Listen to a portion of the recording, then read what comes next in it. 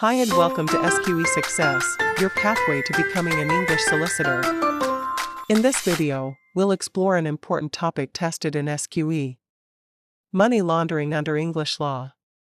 Have you ever wondered, what exactly is money laundering? What should a solicitor do if a client transaction looks suspicious? Can a solicitor get into trouble simply for saying the wrong thing to a client? Today, I'll explain the key money laundering principles that every SQE candidate needs to know, with a particular focus on a solicitor's duties. Let's begin. Money laundering is the process of disguising the origins of criminal property so that it appears to come from a legitimate source. The main legislation governing money laundering in England and Wales is the Proceeds of Crime Act 2002, commonly known as POCA. Under POCA, it is a criminal offence to deal with criminal property in various ways, including helping to conceal it, transfer it, or facilitate another person's use of it. For SQE purposes, however, candidates are often tested less on the detailed wording of the offences and more on the practical obligations of solicitors and other professionals working in the regulated sector. Let's look at an example. A solicitor is acting for a client purchasing a commercial property. During the transaction, the solicitor notices several unusual transfers of funds from overseas accounts. The client's explanation for the source of funds is inconsistent and unsupported by documentation. The solicitor suspects that the funds may represent criminal property. What is the solicitor's most appropriate course of action? A. Proceed with the transaction because there is no proof that a crime has been committed. B. Inform the client that the transaction appears suspicious and ask whether the funds are criminal property. C. Complete the transaction and report the matter afterwards.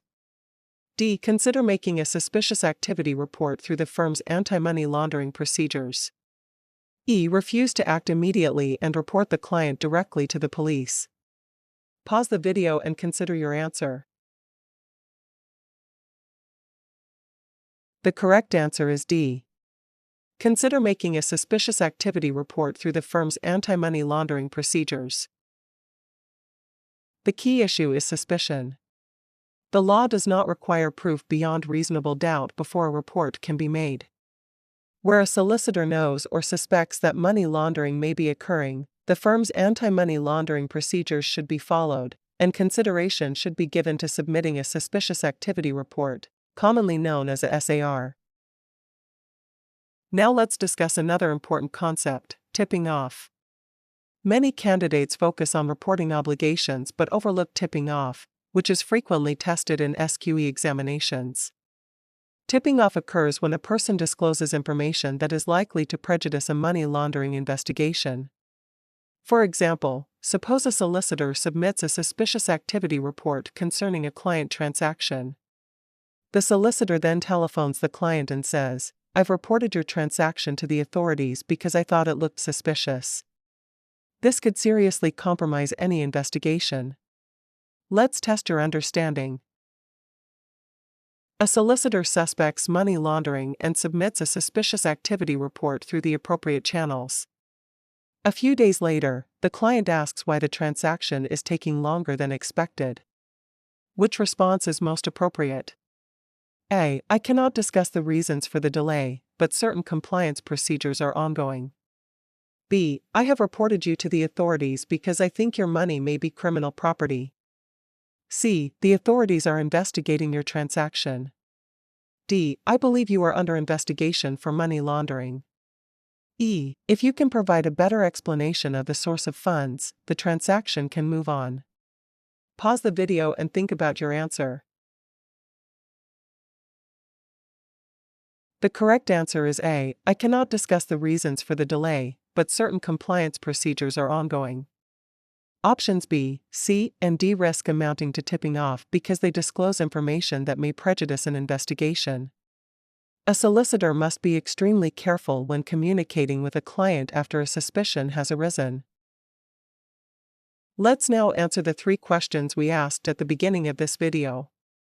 Question 1. What exactly is money laundering? It is the process of dealing with criminal property in a way that conceals its criminal origin or enables its use. Question 2. What should a solicitor do if a transaction appears suspicious? The solicitor should follow the firm's anti-money laundering procedures and consider whether a suspicious activity report should be made.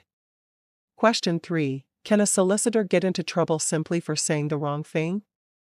Yes. A solicitor who improperly discloses information about a money laundering report or investigation may commit the offense of tipping off. The key to passing SQE1 is mastering the core legal concepts and becoming familiar with the unique style of SQE multiple-choice questions. Targeting a pass in the upcoming SQE1? Knowing the law is one thing, navigating the SQE's tricky logic is another. Our question bank bridges that gap.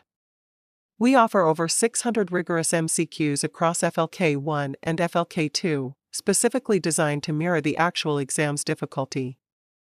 No surprises on exam day, just preparation. Test the quality of our questions today and see the difference for yourself. Start your free mini-mock by scanning the QR code here. Turn your ambition into qualification. Begin your SQE journey to become an English solicitor.